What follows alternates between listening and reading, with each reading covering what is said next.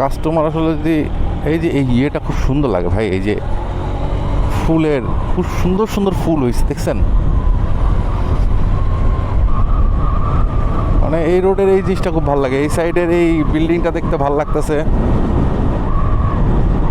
আবার এদিকে ফুল, জোস একটা জিনিস। মানে এই রোডটায় ঢুকলে আসলে প্রাণটা জুড়ায় যায়, কিন্তু মেজাজ খারাপ হয়ে যায় এই যে এই টেস্টাগুলো দেখলে।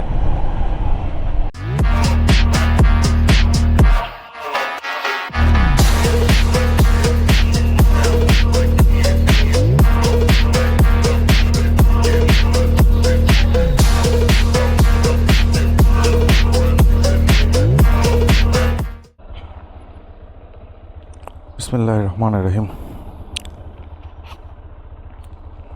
গুড মর্নিং এভরিওয়ান, আরেকটা সকালে আপনাদেরকে স্বাগতম। Welcome to my another daily blog. অনেকের মনে কোশ্চেন আসতে পারে যে এভরিডে আমি একই রাস্তায় কেন ব্লগ করি। বেসিক্যালি আমার কাজের রাস্তা যেদিকে সেদিকেই আমি আসলে যাই, তো ওই দিকেই আমার আসলে ভিডিও করা হয়।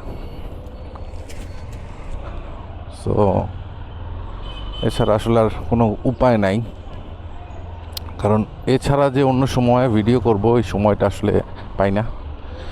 ভিডিওটা করা আসলে শখে, সো শখের জন্য আসলে সময় বের করাটা আমার জন্য একটু কষ্টকর হয়ে যায়। হ্যাঁ, হয়তো শুক্র শনি করা যায়, কিন্তু শুক্র শনিটা আসলে ফ্যামিলিকে টাইম দেওয়ার কারণে করে হয়ে ওঠে না। আজকে যাব উত্তরা সেক্টর 7-এ। তো যেহেতু উত্তরা সেক্টর 7 আমার অফিস আসলে তেজগাঁর দিকে, আর অন্যান্য দিন যেদিকে ভিজিটে যাই সেই দিকেই আসলে করা হয়ে থাকে। যেমন আজকে হলো উত্তরের 7 নম্বর সেক্টর যাব, তো ওই উত্তরার দিকেই আসলে ভিজিট করা। সো যেদিন যেদিকে যাই সেদিন সেদিকেই আসলে ভিজিট করি। ফোনটার কী হলো, যাই হোক,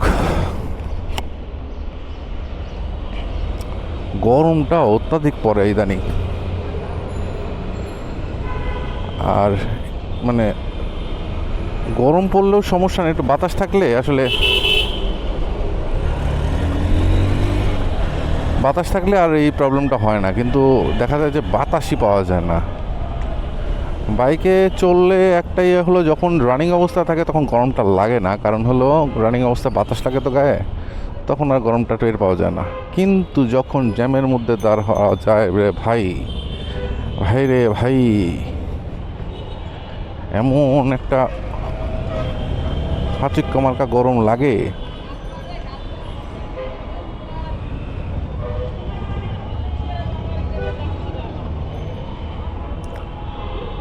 উত্তরার এই দিয়াবাড়ির দিক দিয়ে যে রোডটা, এটা স্টার্টিংয়ে ডিওএইচএসের এই সাইডটায় আগে রোডটা এরকম ছিল না।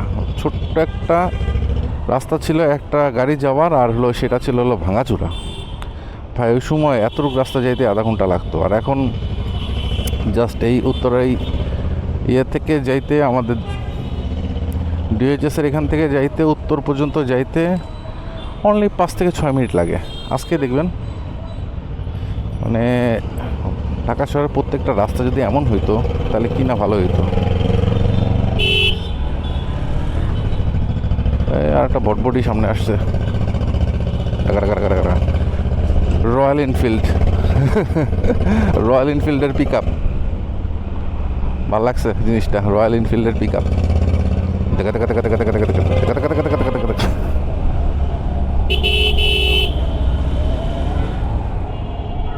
যাই, আমি রয়্যাল এনফিল্ডকে অপমান করি নাই ভাই, মানে এটাকেও রয়্যাল এনফিল্ড চালান, তারা আবার একটু ইয়ে হয়েন না। আমি জাস্ট মজার সুরে বলছি, মানে শব্দটা এরকম কিছুটা লাগছে তো ভাল লাগছে।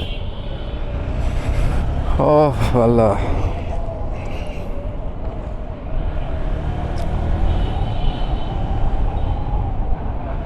সিএফের একটা ইস্যু নিয়ে কালকে মনে কথা বলছিলাম। দেখেন, সিএফ মোটর ওয়ার্ল্ড ওয়াইড একটা কিন্তু সেই প্রেস্টিজিয়াস একটা কোম্পানি, মোটর বাইক মানে মোটর সাইকেলের জন্য, চাইনিজ কোম্পানি। কিন্তু ওদের বাংলাদেশের এই মার্কেটিংটা আমার কেমন যেন লাগলো, মানে বিশেষ করে 125-এর ক্ষেত্রে এসে। মানে মাস দুয়েক তো হয়ে গেছে মনে হয় এই সিএফের এই 125 আসিতেছে, কথাটি আসিতেছে, কিন্তু আসিতেছে কবে আসিতেছে ভাই? শুধু এই মনে করেন যে এত অপেক্ষা দেখা যাবে মানুষজন লাস্টে বিরক্ত হয়ে গেছে, মানুষজন লাস্টে তো কিনবই না, এত দিনের ওয়েটের দরকারই নেই। সবাই ভাবতেছে একটা কম্প্যাক্ট প্রাইসে হয়তো 125টা পাওয়া যাবে, লাইক 2 লাখ বা 2.5 লাখ। কিন্তু বিলিভ মি ভাই, 2 লাখ 2.5 লাখ এটা পাওয়া যাবে না।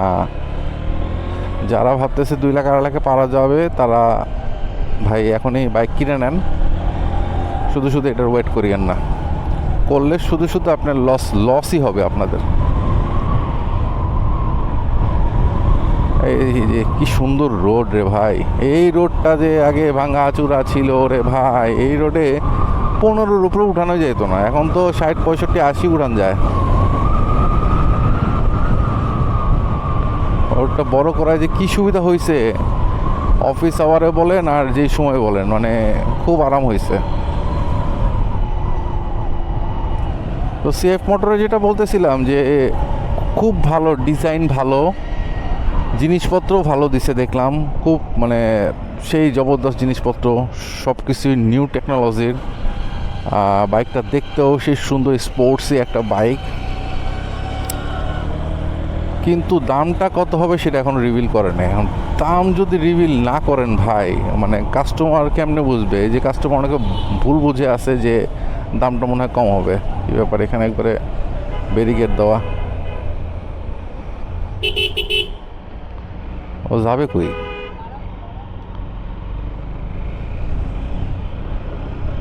কাস্টমার আসলে যদি এই যে এই ইয়েটা খুব সুন্দর লাগে ভাই, এই যে ফুলের খুব সুন্দর ফুল হয়েছে দেখছেন,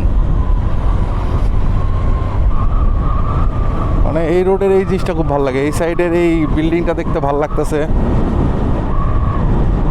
আবার এদিকে ফুল, জোস একটা জিনিস। মানে এই রোডটায় ঢুকলে আসলে প্রাণটা জুড়ায় যায়, কিন্তু মেজাজ খারাপ হয়ে যায় এই যে এই টেসলাগুলো দেখলে।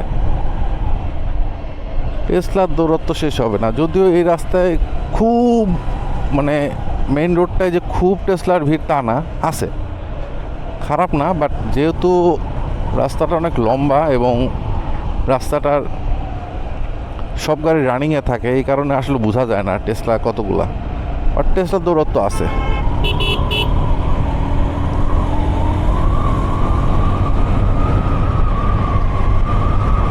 তো সিএফের যেটা বলতেছিলাম ভাই, সব কিছুই ভালো, কিন্তু ওরা যে দামটা রিভিল করতেছে না, এটাই খারাপ লাগে। আর একটা জিনিস, হোন্ডার 185 আসছে, এই যে হর্নেট 2, এরপরে মনে হয় 160 এসপি আসলো, কিন্তু হায়ার সিসির ওরা কোনো ফ্লেভারই দিতে পারতেছে না।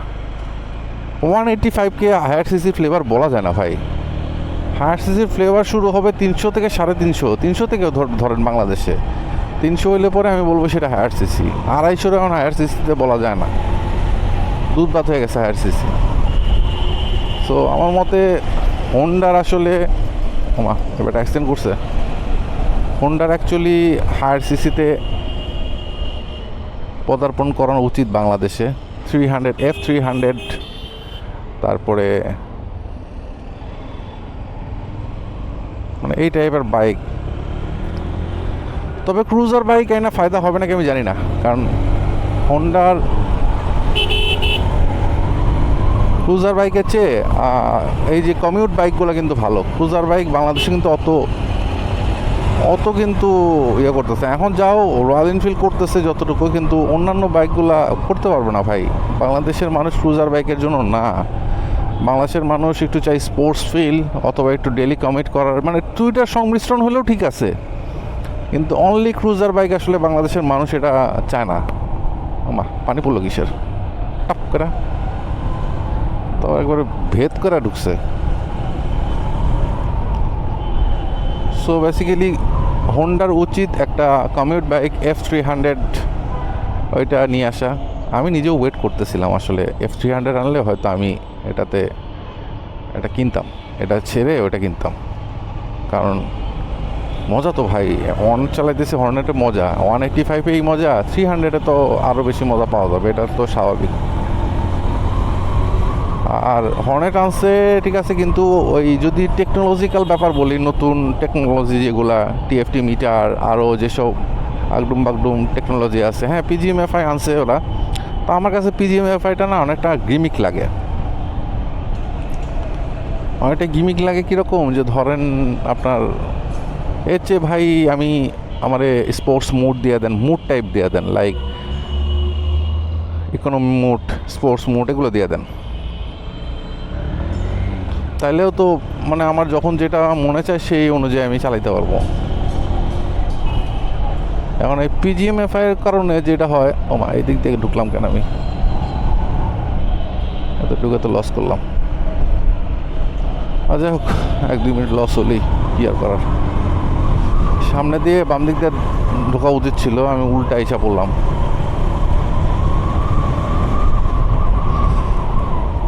তো এর চেয়ে ধরেন যদি হোন্ডা করতো আপনার হলো, আমি যেরকম রাইড করতে চাই সেটা একটা সুইচ দিয়ে দিত, লাইক স্পোর্টস মোড বা ইকোনমি মোড, এরকম একটা সুইচ থাকলো, আমার যখন প্রয়োজন সে অনুযায়ী আমি রাইডিং স্কিল মানে এটা চেঞ্জ করলাম, সেটা হলে ভালো হতো। এখন যেটা হয় যে ভাই আপনি চালাইতেছেন ইকোনমি মোডে আছে, আপনাকে 1-2 মিনিট বা 3 মিনিট চালাইতে হবে স্পোর্টস মোডে, তারপরে আপনার সেটা ওরা নিয়ে নেবে। তো এটা ভাই 1-2 মিনিট আমার প্রথম থেকে ইনিশিয়াল টর্কের দরকার, ইনিশিয়াল পিক আপের দরকার, ইনিশিয়ালি আমার দৌড়ের উপরে থাকার দরকার। এখন আমি কখন এটা করবো, ওইটা আগে কিছুক্ষণ ভীম ভীম মারবো, তারপরে হবে। এই ঘোড়ার ডিম কি দরকার রে ভাই।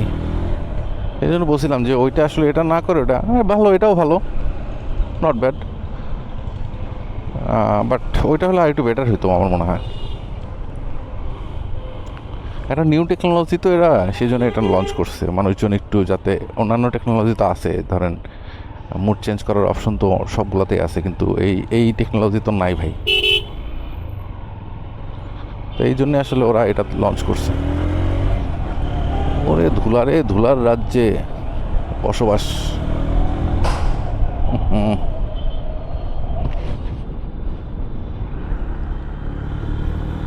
এই সাইডে আছে রয়্যাল এনফিল্ডের একটা দোকান, শোরুম। ও প্লেন উড়ে গেল। সামনের মাসে নেপাল যাওয়ার একটা প্ল্যান আছে। সব কিছুই ঠিকঠাক, কিন্তু ইদানিং নাকি আবার নেপালে বাংলাদেশের মধ্যে গণ অভ্যুত্থান হয়ে গেল। ওদের গভর্নমেন্ট নাকি গতকালকে পালাইছে, আমাদের আগের স্বৈরাচারী গভর্নমেন্টের মতোই। এখন ওখানে কি অবস্থা আল্লাহ জানে, সবাই একটু ভয়ে আছে যে আল্লাহ পাকি জানে আমাদের যাওয়া হবে কি না। কারণ গত পরশু বা 2-3 দিন আগেই বাংলাদেশ এম্বাসি নেপাল এম্বাসি থেকে না করে দিছে কেউ যাতে নেপাল না আসে, এবং যারা নেপালে আসে তারা যেন সেফ থাকে। এটা কবে আবার ঠিক হবে? তো হোপফুলি তাড়াতাড়ি ঠিক হবে, সপ্তাহখানেকের মধ্যে ঠিক হয়ে যাওয়ার কথা। কারণ সামনে হয়তো ফেস্টিভ্যাল ওদের, আর ওরা যেহেতু ট্যুরিজম বেসড একটা কান্ট্রি, মানে ওদের মোস্ট অফ ইনকাম কিন্তু আসে ট্যুরিজম থেকে। সো ওরা চাবে না আসলে ওদের ট্যুরিজম সেক্টরটা অফ হয়ে থাকুক। বাট ওদের গভর্নমেন্ট কিছুই করে নাই, তারপরে ওরা গভর্নমেন্ট নামায় ফেলাইলো। আর আমাদের গভর্নমেন্ট কি করলো দেখেন, আমাদের 10 দিন মনে হয় ইন্টারনেট ছাড়া ছিলাম আমরা, ওরা মনে হয় 30 মিনিট মনে হয় ছিল ইন্টারনেট ছাড়া।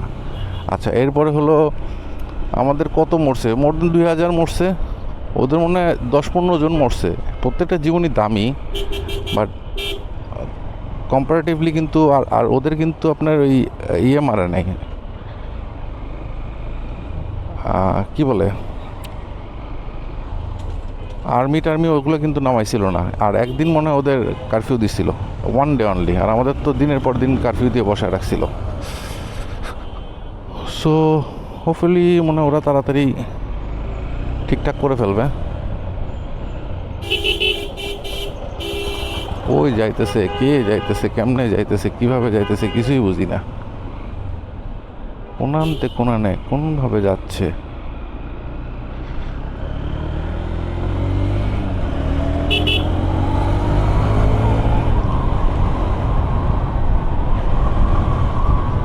হন্ডার ইনিশিয়াল টাল কিন্তু খারাপ না ভাই, ভালো আছে। আপনি যদি ফাটফট করে বাইরে যেতে চান বাইরে যেতে পারেন, কিন্তু বাট সেদিনকে আমি রয়্যাল এনফিল্ড চালাইলাম, ওটা ভিডিওটা দেওয়া হয় না, ওটা দিতে হবে। মানে অল্প কিছুক্ষণ চালাইছি test drive, but the thing ভাই, ওরে টান, মানে আপনি ইনিশিয়াল টানটা অস্থির। হয়তো আপনার টপ স্পিড নাই, টপ স্পিডে আপনি যাইতে পারবেন না, কিন্তু ইনিশিয়াল টালটা ওরে ভাই, মানে নিমিষে। আর একটা জিনিস মনে হচ্ছিল যে ভারী গাড়ি কন্ট্রোলটা অনেক কষ্ট হবে ভাই, যখন গাড়িটা টানে উঠে না, গাড়িটা না পুরো স্মুথ হয়ে যায়, একেবারে স্মুথ। আর ভারী গাড়ি ভাই এত স্টেবল গাড়ি, ধরেন 8-10-এ আছে গাড়ি, কিন্তু পানামান লাগতেছে না।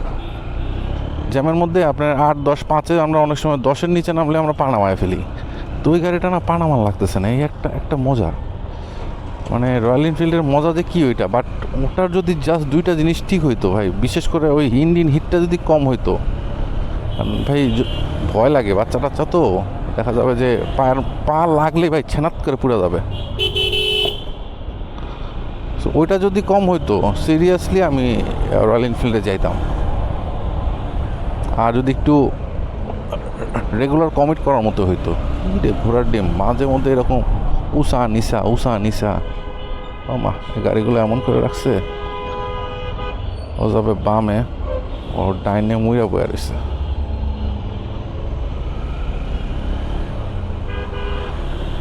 সো হায়ার সিসির মজা পাই ওইখানে, বুঝছেন? আপনার টান দেওয়ার দরকার, শার্ট করে টান দিতে পারতেছেন, আপনি স্টেবল থাকে অনেক, ব্রেকিং সিস্টেম অনেক ভালো।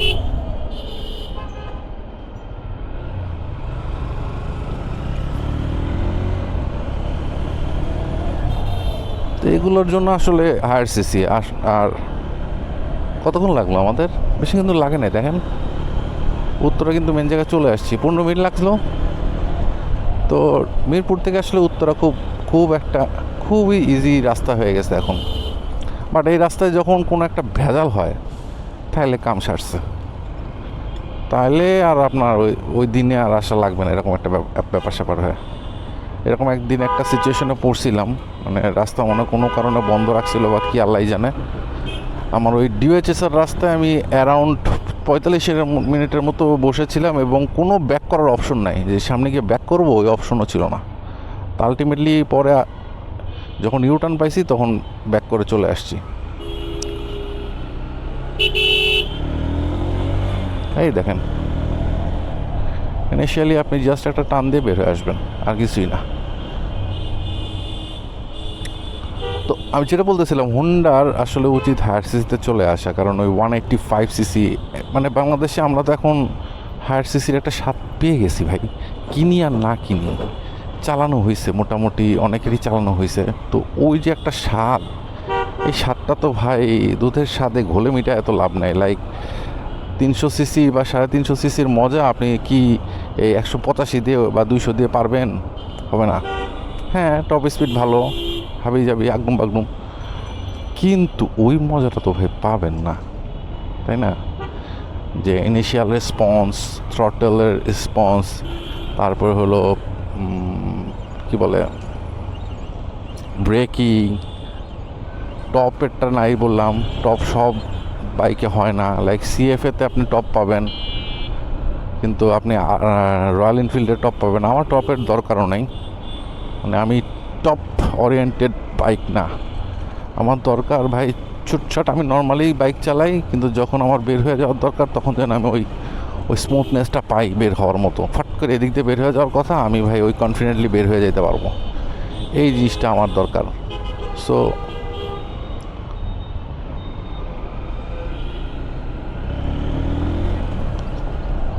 এই রোডের এই অবস্থা কেন, ভাঙাচোরা কেন এই সাইডে? তো এই জন্য আসলে হোন্ডার দরকার হায়ার সিসির। ও, যে জিনিসটা বলতে চাচ্ছিলাম, কালকে তো অ্যাপেল তাদের বিগ ইভেন্ট করলো, সেটা হলো আইফোন লঞ্চ। ওরা কালকে বেসিক্যালি 3টা প্রোডাক্ট লঞ্চ করছে, অ্যাপেল আইফোন, মানে অ্যাপেলের আইফোন, অ্যাপেল ওয়াচ, আর হলো অ্যাপেলের এয়ারপড। 3টা জিনিসের মধ্যে ভাই সত্যি কথা বলতে আমার কাছে ভালো লাগছে কোনটা আমি আপনাদেরকে বলি। আল্লাহ, আমি কই চলে আসছি, আমি তো অনেক ইয়েতে চলে আসছি। মাই গড, এখন তো অফিসে যেতে পারবো নাকি, হুট করে এখানে চলে আসছি। ইউটার্নের ব্যবস্থা আছে?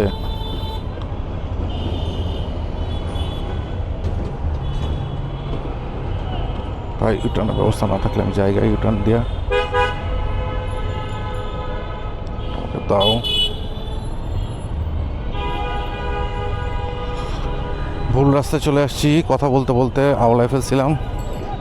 আমার যাওয়ার কথা 7 নম্বর সেক্টর, আমি চলে আসছি, মানে যাওয়ার কথা ওই দিক দিয়ে হাতের ডান দিকে, আমি সোজাই চলে আসতেছিলাম। মনে করছে সামনে মনে কোনো রাস্তা ফাঁকা টাকা পাবো। যাই হোক, আবার যাই, সমস্যা নেই আপনাদের সাথে কথা বলতে বলতে।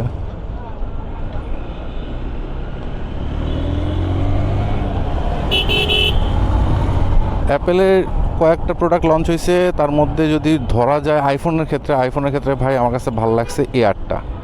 হ্যাঁ, যাদের ক্যামেরা ওরিয়েন্টেড আইফোন দরকার তারা ভাই এয়ারে যান না, কারণ এয়ার ক্যামেরা ওরিয়েন্টেড না।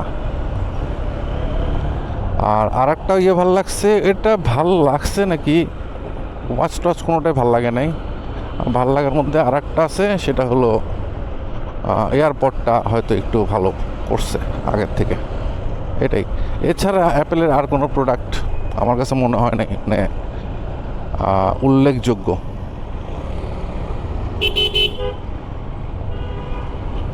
কী রে ভাই, আজকে বুঝলাম না তো এই আওলায় ফেললাম কেন? ওহো, ঠিকই আছে, আমি যাবো ওইদিকে না যায় আমি এইদিকে চলে আসছি। আল্লাহ, যাই হোক, সমস্যা নেই, 2-3 মিনিটের রাস্তা হয়ে যাবে।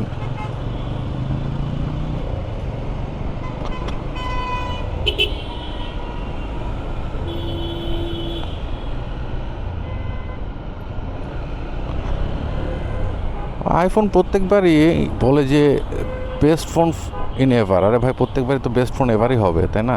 এটা ফাইলিও না আইফোনের এভার। তুই আইফোনের এভারে আসবি কেন? তুই তো অন্যান্য ফোনের এভারে যাবি। এখন তুই কইতে পারো যে অন্যান্য ফোনের এভারে তো আমি আসি, তো আইফোনের এভার বললে হয়ে যায়। তো এই জিনিসটা না, গিমিকটা ভাল লাগে না আইফোনের। ফালতু একটা গিমিক করে টাকার ব্যাপারে মানে বেলায় ঠিকই নেয়। এয়ারপডের ক্ষেত্রে একটা করছে, হার্ট সেন্সর নামের একটা করছে, ওইটা আপনার ইয়ারফোন কানে দিয়ে চলাফেরা করলেই আপনার হার্ট সেন্সর কত কী এগুলো আসলে আপনি পাবেন, মানে মনিটর করতে পারবেন। নট নেসেসারি, দরকার নাই, রাখছে আর কি করা, রাখুক। মানে ইনোভেশন করার তো আর কিছু নাই, এখন করার মধ্যে এগুলোই। ভাই আপনার কাছে তো অ্যাপল ওয়াচই আছে, তাই না?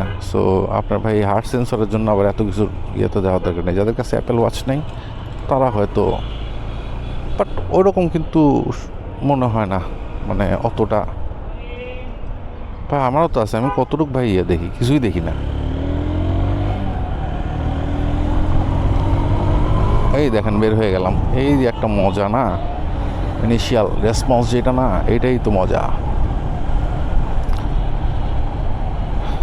এখন দেখা যাক, আইফোনের দাম তো ধরছে আগের মতোই। এখন বাংলাদেশে আসলে প্রথম কত থাকে, প্রথম তো 2-1 মাস অনেক দাম থাকবে, অনেক মানে প্রথম 1 সপ্তাহ তো ধরেন 2.5 লাখের মতো থাকবে। এরপরে আস্তে আস্তে হয়তো একটু কমতে পারে, বাট আমার মতে এবার চলবে বেশি হলো এ8টা মানুষ বেশি কিনবে, যাদের এত ক্যামেরা ফ্রিক না।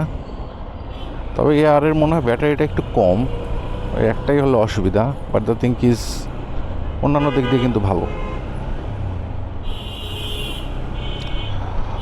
যাই হোক, কথা বলতে বলতে চলে আসছি, পথ আওলায় ফেললেও ঠিকই চলে আসছি। এখন রেগুলার হওয়ার চেষ্টা করতেছি আসলে সো রেগুলার হচ্ছি। আপনারা যেখানে থাকেন